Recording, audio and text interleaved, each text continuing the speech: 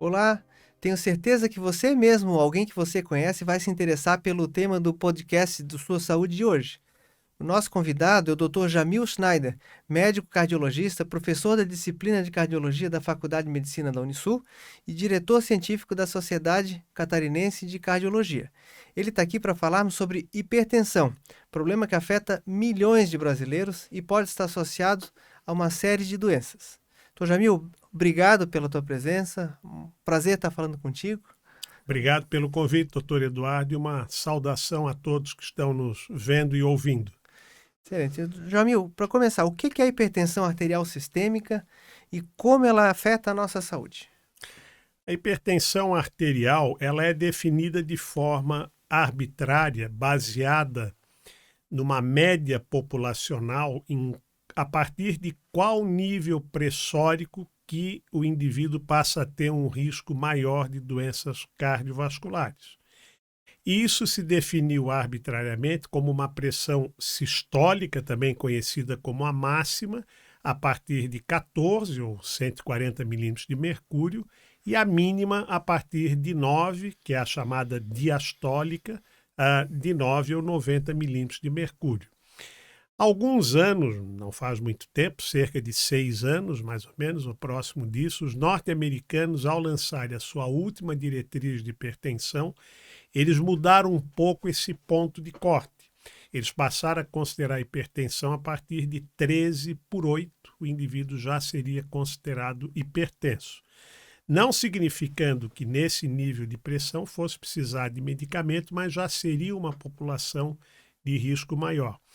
Parece que isso vem fazendo algum sentido, porque a verdade é a seguinte: quem tem pressão mais baixa tem menor risco. Então, qual é a pressão ideal que a gente chama, a própria Sociedade Brasileira de Cardiologia definiu? Menor que 120/80, menor que 12/8 é a pressão ideal para a gente Então, ter. deixa eu começar por esse gancho. Então, doutor Jamil, assim, quanto menor, melhor. Então, e o que a gente pode fazer para manter o menor possível? Porque a gente, na verdade, né, quer diminuir o nosso risco de morrer de doença do coração. A pressão alta é um fator de risco para isso. Depois a gente vai entrar nesse mérito. Mas o que a gente pode fazer, então, para diminuir a nossa chance de ter pressão alta? Hábitos de vida saudáveis. A gente sabe, por exemplo, que o sal tem uma correlação direta com a hipertensão.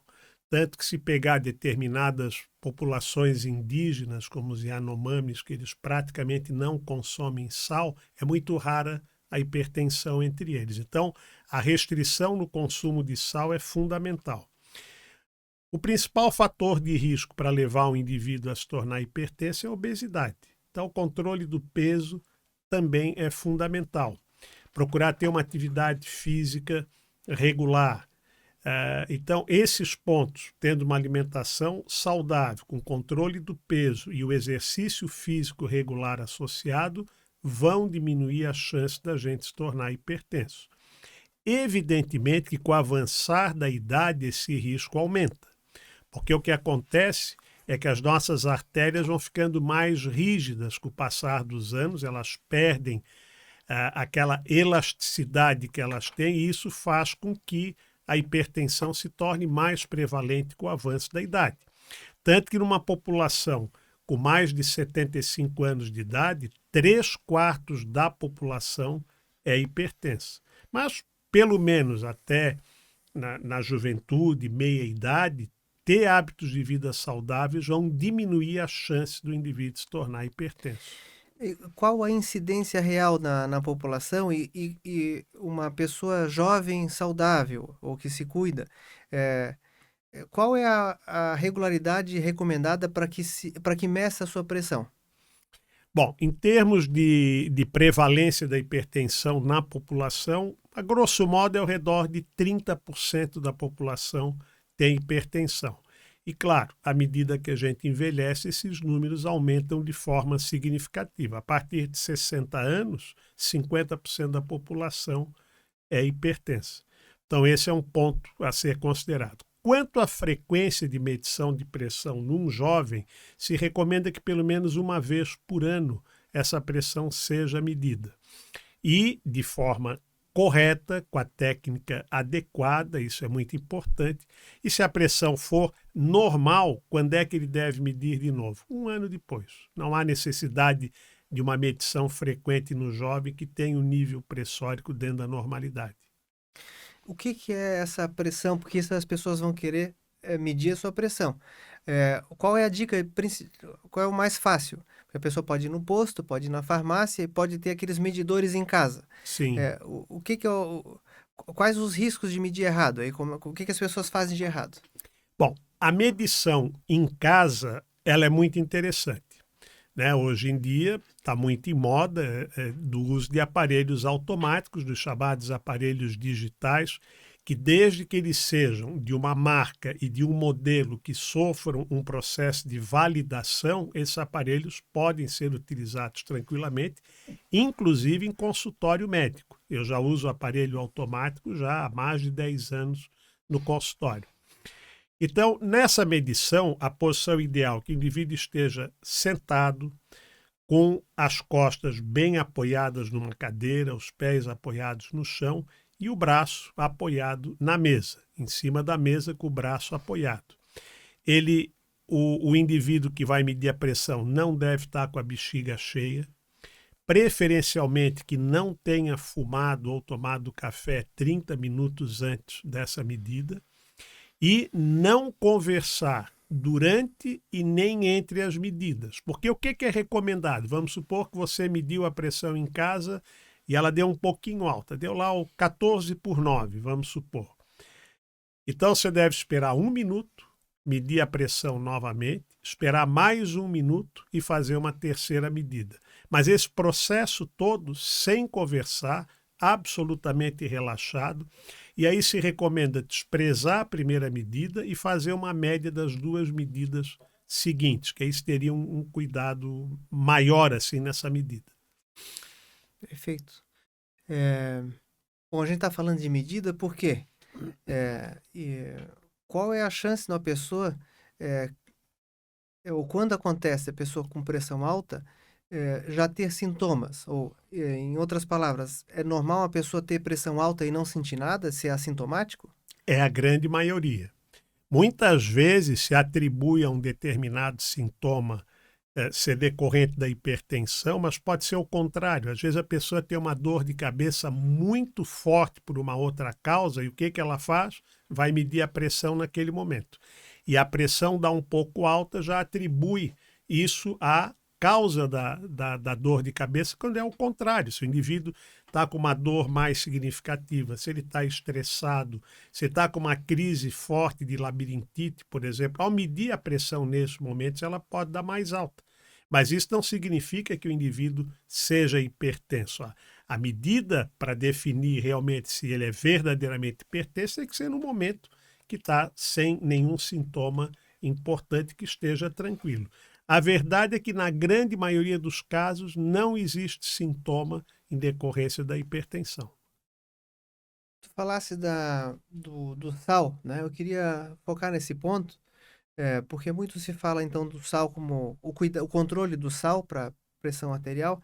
Eu queria entender se o sal ele é importante, o cuidado, o controle do sal do alimento. Só quem já é hipertenso, quem tem hipertensão, ou se o sal pode provocar hipertensão numa pessoa que não tem pressão alta. A pessoa que consome muito sal pode virar hipertenso porque consome muito sal? Com certeza. O consumo exagerado de sal é uma das causas do aparecimento da hipertensão. Então, o controle do sal é uma questão que deveria valer para toda a população, mas isso depende muito de políticas de saúde, né? Tem um exemplo que ocorreu há alguns anos, por exemplo, o parlamento português fez uma lei que obrigou a redução da quantidade de sal que ia nos pães feitos em Portugal. Então, passa necessariamente por várias políticas governamentais para que tenha realmente um menor conteúdo de sal nos alimentos. E aí a gente cai num grande problema, que são os alimentos industrializados, que geralmente têm uma quantidade muito maior de sal. Perfeito. E uma pessoa que tem a pressão alta, foi feito o diagnóstico, então, hipertensão. Quais os próximos passos aí, fora Quer dizer, vai procurar tratamento, vai procurar existem alguns exames diagnósticos para melhor para fazer um diagnóstico mais preciso dessa hipertensão. Com a pessoa que se descobre hipertensa já de cara, obrigatoriamente precisa fazer outros exames cardiológicos? Vai depender muito do risco que essa pessoa apresenta, porque através da medida da pressão e de alguns exames laboratoriais simples, ver se é diabético, se tem aumento de colesterol, de triglicérides e assim por diante, com esses exames mais simples você já pode estabelecer o risco desse paciente e, a partir do risco, definir por uma análise mais pormenorizada. Mas existe uma situação que vamos dizer o seguinte, a medida do consultório, eu sempre digo que é a medida mais mentirosa da pressão arterial é de consultório, porque tem diferentes comportamentos. E uma muito conhecida é a chamada hipertensão do jaleco branco. É aquele indivíduo que tem a pressão alta no consultório e é baixa ou normal fora do consultório. Então, um dos exames que pode se lançar mão é o MAPA, que é chamado Monitorização Ambulatorial da Pressão Arterial. Um exame que, infelizmente, muitos pacientes reclamam pelo desconforto, mas ele é um exame muito importante, porque a partir do MAPA, muitos pacientes supostamente hipertensos no consultório podem não ser. Então, o que isso... E isso a Sociedade Britânica de Hipertensão, quando fez uma diretriz, ele considerou a realização do MAPA como um exame custo-efetivo. Porque o que acontece? Ao descartar vários casos de hipertensão, como ele efetivamente descarta, serão menos visitas ao médico, não vai tomar remédio, menos exames. Então, existe uma efetividade da realização do MAPA. E existe ainda um outro comportamento da pressão, que é menos frequente, mas é a chamada hipertensão mascarada. O indivíduo tem a pressão normal no consultório e alta fora do consultório. E aí como é que a gente vai suspeitar? Pelo próprio relato do paciente, não, mas eu medi em casa, medi em outro lugar e ela estava alta. Ou um paciente que supostamente tem a pressão normal, mas já tem alguma complicação provocada pela hipertensão. Então, você pode suspeitar que ele tem hipertensão mascarada. E o MAPA vai mostrar. E uma pessoa que fica hipertenso em determinadas situações, por exemplo, quando se estressou, quando levou um susto, quando correu ou quando foi no consultório, essa pessoa, quer dizer, pessoas normais que não têm hipertensão não têm essa resposta ou, eventualmente, ao longo do dia, ter uma resposta de aumento pressórico é normal, é considerado normal para o indivíduo normal? Se for um aumento da pressão que não seja extremamente acentuado e que seja por um período curto de tempo, não dá para dizer exatamente que ele seja hipertenso. É como aquele outro exemplo que eu havia citado, tem uma dor de cabeça muito forte por outra causa, pode ser um paciente com enxaqueca ou alguma outra condição, e supostamente a pressão vai estar alta naquele momento, mas em outros momentos está normal. Então, isso não significa que ele seja hipertenso. E um cuidado tem que se ter também, já vi acontecer muito em algumas emergências, de um paciente, às vezes, ter uma queixa muito significativa de dor de cabeça e a pressão está alta, não, baixa a pressão e o paciente vai embora. E, às vezes, é um acidente vascular hemorrágico, é uma hemorragia subaracnoide e muitas vezes é atribuído a uma crise hipertensiva de forma errônea. E uma hipertensão não tratada, qual a consequência para a saúde? A partir do momento que o indivíduo é hipertenso, ele já tem um risco cardiovascular aumentado. Mesmo que a gente reduza a pressão com tratamento, mas ele é diferente de um indivíduo que não tem pressão alta. Esse sim tem um risco menor. Mas o hipertenso não tratado, esse risco é maior ainda. E aí nós temos os chamados órgãos-alvo da hipertensão, onde no cérebro nós temos principalmente o acidente vascular cerebral, chamado popularmente de derrame, que pode ser tanto o acidente vascular cerebral isquêmico como o hemorrágico. E um outro fato importante, a hipertensão é um fator de risco para quadro demencial. A gente sabe do grande problema dos quadros demenciais, que vem crescendo de forma significativa, e a hipertensão é um fator importante para isso. Nos olhos, nós podemos ter lesão na retina, provocada pela hipertensão. No coração, um risco aumentado de infarto do miocárdio, de morte súbita, e um risco aumentado de insuficiência cardíaca, uma doença extremamente grave, que a gente pode dizer que mata mais do que alguns tipos de câncer. E, finalmente, para o lado renal, a hipertensão em conjunto com o diabetes são as duas principais causas para doença renal crônica em estágio avançado, o que acaba contribuindo para o indivíduo muitas vezes precisar de hemodiálise e outros tipos de tratamento. Então, doença assintomática, silenciosa e que leva a todas essas possíveis complicações. Quais são os desafios, então, no tratamento e no controle de hipertensão? As pessoas, 30% da população na média tem pressão alta. É difícil tratar? Por que as pessoas seguem tendo pressão alta com essas dificuldades?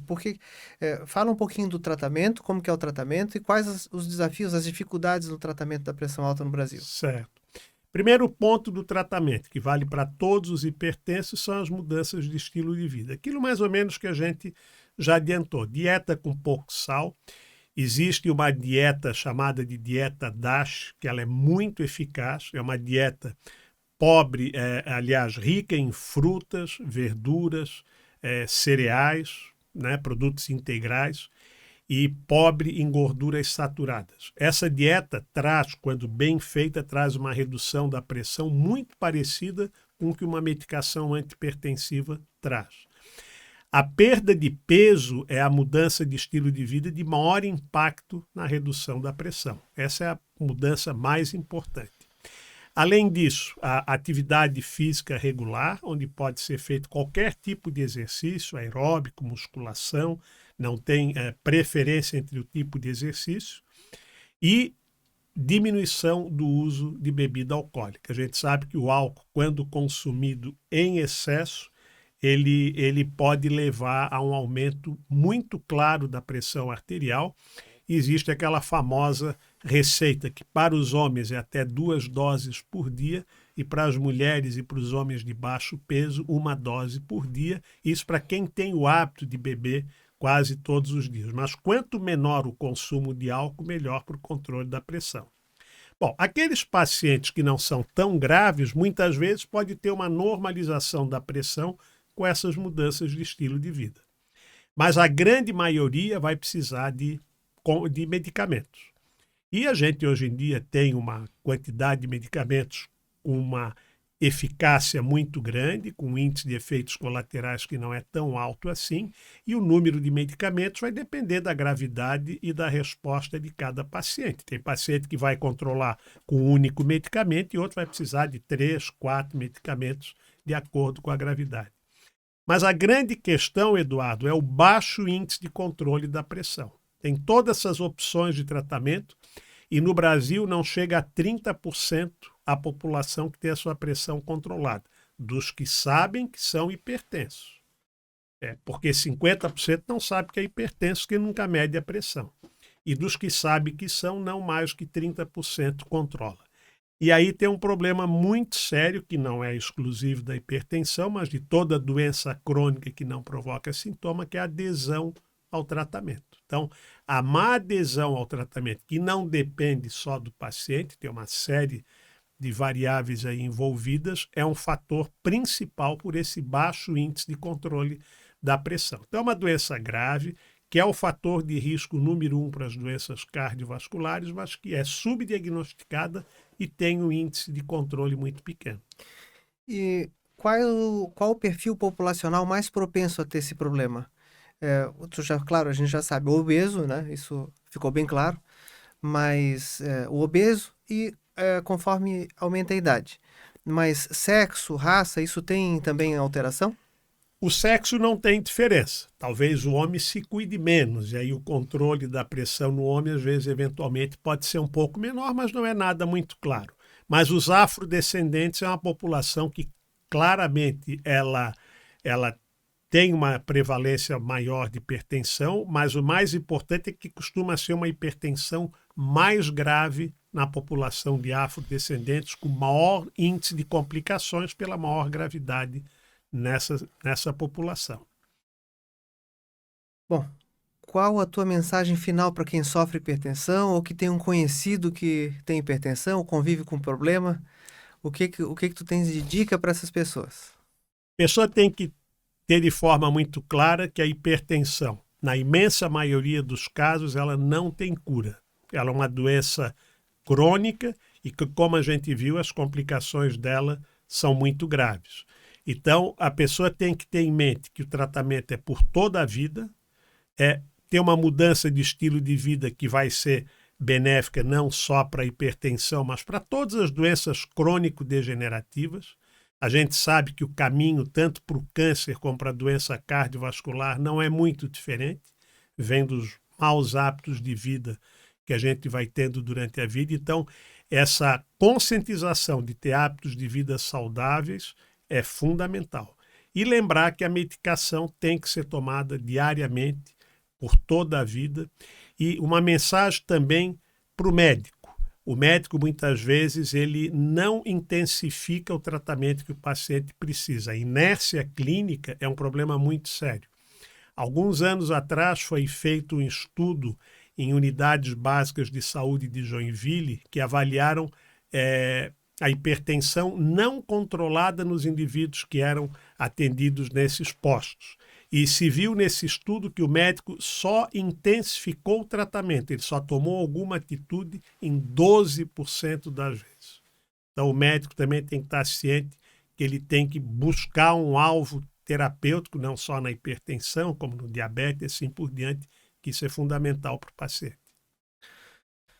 Jamil, muito obrigado, foi excelente a conversa contigo, assunto assim tão relevante para a população, né? Agradeço muito a tua participação. E agradeço o convite por poder estar conversando aqui. Obrigado. Esse foi mais um episódio, então, do Sua Saúde. Acompanhe as redes sociais do CRM de Santa Catarina para saber, em primeira mão, o tema de cada novo episódio. Todas as semanas batemos papos sobre temas de interesse da população. A íntegra desse e de outros podcasts pode ser vista no portal do SCC 10. Obrigado e até logo.